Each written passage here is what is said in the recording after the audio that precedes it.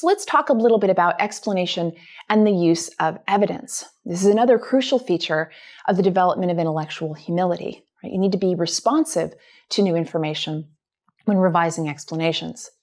So why do inconsistent outcomes trigger causal explanation more than consistent outcomes?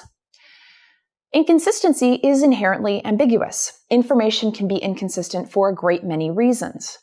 So perhaps uncertainty is what motivates the bias to explain inconsistent outcomes. So how does evidence impact information seeking and the interplay between explanation and evidence?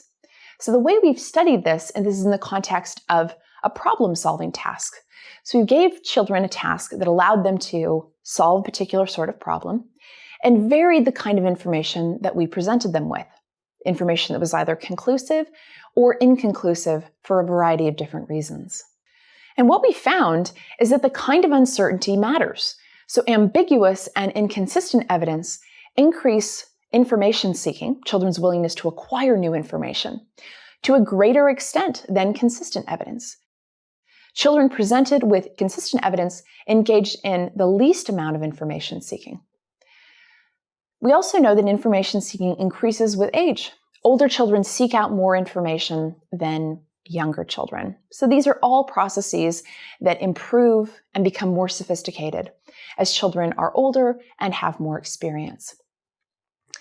We know that more sophisticated explanations are associated with greater problem-solving accuracy, which suggests the process of generating an explanation is a crucial feature of how children revise their beliefs and how they actively acquire information from the world around them. So the interplay of explanation and evidence is really crucial to understanding how this process works.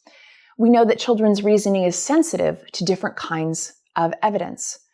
Children are much more sensitive to inconclusive evidence than conclusive evidence, suggesting that to capitalize on children's natural curiosity, we want to present information that is inconclusive, is inconsistent, etc. We know that children flexibly generate explanations for the evidence that they observe. So children are responsive to new information. And children use the explanation of evidence as a tool for problem solving.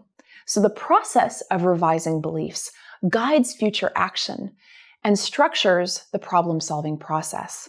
It organizes information towards the goal of solving a problem. So the development of intellectual humility is about a state of openness to new ideas. We know that it's enhanced by reasoning about inconsistent and ambiguous evidence, which suggests that when presenting children with new learning tasks and new learning goals, the more you can present information in such a way that highlights inconsistency, ambiguity, or something inconclusive, the more engaged children will be, the more sophisticated their explanations will be, and the better their learning will be. We also know that the state of openness to new ideas is in fact reduced by consistent evidence, which has implications for education. Often the way information is presented to children is through a series of consistent facts. We know from a decade of research at this point that this is the least interesting way you can present information to children. You're much better off highlighting inconsistency and incongruity. This is what children are curious about. And we know that children are receptive to new information. Right? Children are oriented towards discovery, and they seek out new instead of repeat information. They're interested in learning new things. So the kind of evidence impacts children's ability to revise beliefs in the face of inconsistent evidence. So the more inconclusive the evidence is, the more curious children will be, and the more willing they are to revise their beliefs, which again is key to the development of intellectual humility. And we know that children who generate more sophisticated explanations are better able to revise their beliefs in response to new evidence. So we should be paying careful attention to the content and the quality of children's explanations. They provide us with a window into the sophistication of their reasoning and problem-solving abilities. And changing how information is presented to highlight uncertainty and inconsistency will increase children's curiosity.